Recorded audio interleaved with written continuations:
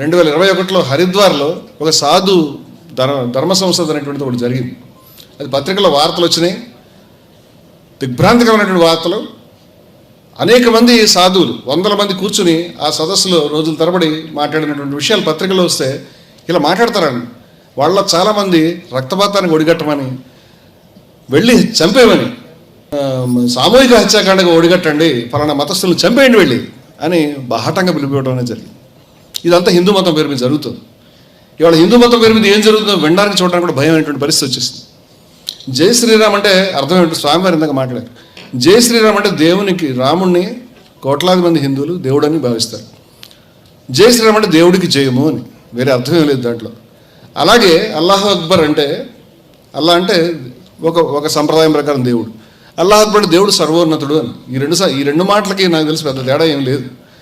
కానీ ఎవరినైనా కొట్టాలంటే, చంపాలంటే అల్లాహ్ అక్బర్ అనడం కానీ జై శ్రీరామ్ అంటే చాలా దారుణం. ఎందుకంటే దేవుడి సంతానం అందరూ కూడా.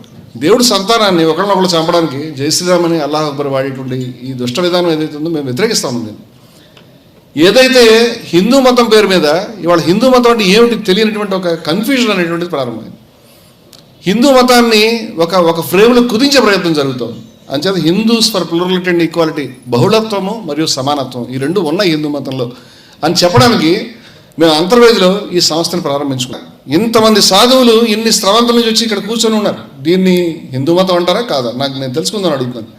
కానీ హిందూ మతం పేరు మీద జరుగుతున్నటువంటి అనేక కాన్క్లేవ్స్లో కొట్టండి, చంపండి, కొట్టి మాట్లాడండి అని ఓపెన్గా చెప్తున్నారు. ఇవన్నీ కూడా సదస్సుల్లో వచ్చేస్తున్నాయి. కాషాయ వ్యవస్థలు వేసుకునేటువంటి వాళ్ళు మాట్లాడుతున్నారు. అవన్నీ కూడా వాట్సాప్లోకి వస్తున్నాయి, అవన్నీ సెల్ ఫోన్లోకి వస్తున్నాయి. అనేక మంది, కోట్ల మంది యువతుల్ని కూడా వాళ్ళని విద్వేషపూరితులుగా తయారు చేస్తూ ఉన్నాయి. అంచేత దీన్ని మనం మాట్లాడాలక్కర్లేదని.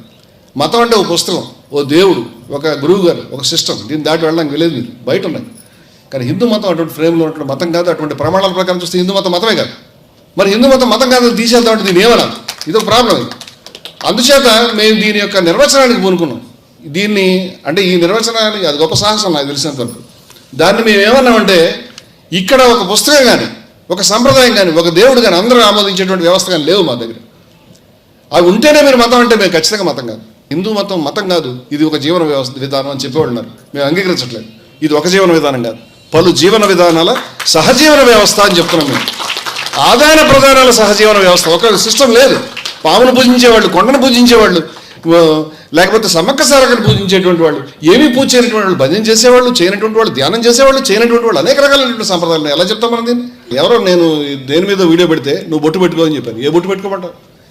ఏ రకమైనది? ఈ వై పెట్టుకోమంటావా, ఎక్స్ పెట్టుకోమంటావా, 3 పెట్టుకోమంటావా, అడ్డంగా పెట్టుకోమంటావా, నిలుగు పెట్టుకోమంటావా, నీకు తెలియదేమో, చాలా ఉన్నాయి. ఇది అర్థం లేనటువంటి మాటలు ఇవన్నీ కూడా. నువ్వు జై శ్రీరామ్ అంటేనే హిందూ అవుతాడనేటువంటి అభిప్రాయం అనేటువంటిది నేను జై శ్రీరామ్ అనడానికి వ్యతిరేకం కాదు, రాముని కీర్తించడానికి ఏం వ్యతిరేకం కాదు. ఆ సంప్రదాయాన్ని కానీ భక్తులు కానీ ఏం అవమానించే ఉద్దేశంలో మేము ఎవరూ లేము. స్వామివారు కూడా ఉన్నారు ఇందాక. కానీ మేమేమంటామంటే, దీన్ని మీరు షరతుగా ముందుకు తీసుకొస్తే మేము అభ్యంతరం వ్యక్తం చేస్తుంది. మీకు తెలుసో తెలియదో, పురాణ హిందూ మతాన్ని లేదా రాముణ్ణి, కృష్ణుడిని గౌరవించినటువంటి, లేదా ఇది ఏమంత ఆ స్థాయి కాదు అని చెప్పినటువంటి అనేక సంప్రదాయాల శాఖలు మనకు ఉన్నాయి. దయానంద సరస్వతి గారు ఉన్నారు, వారు ఉన్నారు ఇక్కడ నుంచి, ఆర్య సమాజ్ వారు ఉన్నారు, వారు చెప్పారు. అలాగే అనేక సంప్రదాయాలు నేను చెప్పగలుగుతాను. అక్కడ నేను ఇక్కడ కనీసం 60-70 సంప్రదాయాలని ఇక్కడ రాశాను. కానీ ఇది సరిపోదు ఈ క్యాన్వాస్. అందుచేత ఆగాం. 3 రోజులు కష్టపడ్డాను నేను దీని మీద. అయ్యో వైకుందారు ఉన్నాడు, ఆయన జ్యోతిని లేకపోతే అద్దాన్ని పూజిస్తాడు. నారాయణ గురు ఉన్నాడు. అనేక మంది సంప్రదాయాలు కలిగిన వాళ్ళు ఉన్నారు. వాళ్ళు పౌరాణిక హిందూ మతాన్ని మేము అంగీకరించమని చెప్పారు. వాళ్ళు హిందువులు కాదని నువ్వు అంటావు ఇవాళ? నువ్వు ఎవరు చెప్పడానికి? వేదంలో ఇవన్నీ లేవు. వేదంలో ఉన్నటువంటి మతం తర్వాత ఉపనిషత్ కాలంలో మారింది. ఉపనిషత్ కాలంలో ఉన్న మతం పురాణ మతం ఇంకొంచెం మారింది. మారుతూనే కూడా విభిన్నంగా ఉంటూ వచ్చింది. మాకు తెలియదు ఇవన్నీ కూడా. ఇవాళ ఒక భయాన్ని ప్రజల్లోకి ఇంపోజ్ చేసి ఈ హిందూ మతం కొంపలు మునిగిపోతున్నాయి, ఆరిపోతుంది, చచ్చిపోతుంది అని చెప్పేటువంటి అనేక మహిమ సంప్రదాయం నుంచి ఇక్కడ వచ్చినటువంటి అనేక మంది సాధువులు ఉన్నారు. అనేక మహిమ సంప్రదాయంలో ఉండేటువంటి సాధువులు, అనేక మహిమ సంప్రదాయం, అది 200 ఏళ్ల నుంచి అద్భుతమైనటువంటి జ్యోతి. అది కులాన్ని వ్యతిరేకించేటువంటి ఒక అగ్ని. అది అటువంటి సంప్రదాయం కలిగినటువంటి వాళ్ళు పురాణ హిందూ మతాన్ని అంగీకరించిన వాళ్ళు వేదాల్లో ఉపనిషత్తులో వాళ్ళకి కావాల్సిన బాగా నాకు తప్పే ఉంది. అట్లా వాళ్ళు హిందువులు కాదని అడుగుతున్నాను నేను. ఎవరు చెప్తారు హిందువులు కాదని? నువ్వెవరు చెప్పడానికి ఎవరు హిందువు ఎవరు కాదు? ఈ విషయాన్ని అంగీకరించడానికి మేము సిద్ధంగా లేవని చెప్తున్నాం. అందుచేత ఇది ఏమంత విషయం, ఖచ్చితంగా విషయమే. ఒక నినాదము, ఒక దేవుడు, ఒక మతం ఉన్నది మా మతం కాదు.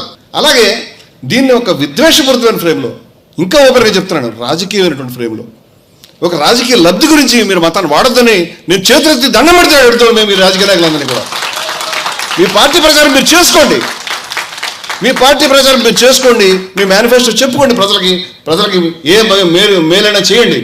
కానీ రాముణ్ణి, కృష్ణుణ్ణి, మతాన్ని దీంట్లోకి ఏడవద్దని చెప్తున్నాం మేము. ఎందుకంటే అది వ్యక్తి యొక్క మోక్షాన్ని గురించి, వ్యక్తి యొక్క జీవన సాఫల్యాన్ని గురించి, వ్యక్తి అందుకోవాల్సినటువంటి చాలా ఔన్నత్యాన్ని గురించి మాట్లాడేటువంటి విధానాలు ఉన్నాయి. వాటన్నింటినీ మీ ప్రయోజనాలు వాడతారంటే రాముణ్ణి మీ ఫ్లెక్సీలో మీ పక్కన కూర్చోబెట్టి వాడటం మేము చాలా గాయపడుతున్నాం. ఇటువంటి విధానంగా మేము చాలా అభ్యంతరం వ్యక్తం చేస్తా ఉన్నాం దీనికి. అలాగే విద్వేషాలకి మేము చూసిన వీడియోని వ్యక్తిని కట్టేసి అతన్ని చావగొడుతూ జై శ్రీరామ్ అని చెప్పడం, అతన్ని తీవ్రంగా హింసించడం, మీరు కావాలంటే వస్తాయి, మీ పేర్లతో సంవత్సరాలు కూడా చెప్పగలుగుతారు. హింసిస్తూ ఇది చూసామా, జై శ్రీరామ్ అని చెప్పి చివరికి అతను చచ్చిపోయాడు. స్తంభానికి వేసి కట్టేసి హింసించి చంపేశారు. అవసరమా ఇది? రాముడు ఆ విధంగా చెప్పాడా? చివరికి రావణాసురుడు కూడా నేడు పోయి రేపు రాని ఓడించిన తర్వాత కూడా తల్లార కూడా పంపించినటువంటి ఒక ధీరోదత్తమైనటువంటి అపూర్వమైనటువంటి వ్యక్తిత్వం. ఇవాళ అమ్మాయిలు వెంటబడడానికి లేకపోతే మరెవరు వెంటబడడానికి నువ్వు దీన్ని వాడుతున్నావు, ఎలా అంగీకరిస్తాం మేము దీన్ని? ఇంత కోట్ల మంది హిందువులు ఎవరు ప్రతిఘటించట్లేదు, ఎవరు మాట్లాడట్లేదు నువ్వు అనుకుంటే ఇది అభ్యంతరకరం. మేము దీన్ని అంగీకరించే సమస్య లేదు. ఈ విధానాలు కొనసాగలేమని చెప్తున్నాను నేను. ఇది ప్రారంభం. ఇది ఇటువంటి అగ్నిని అనేక చోట్లకు మేము తీసుకెళ్ళగలుగుతాం.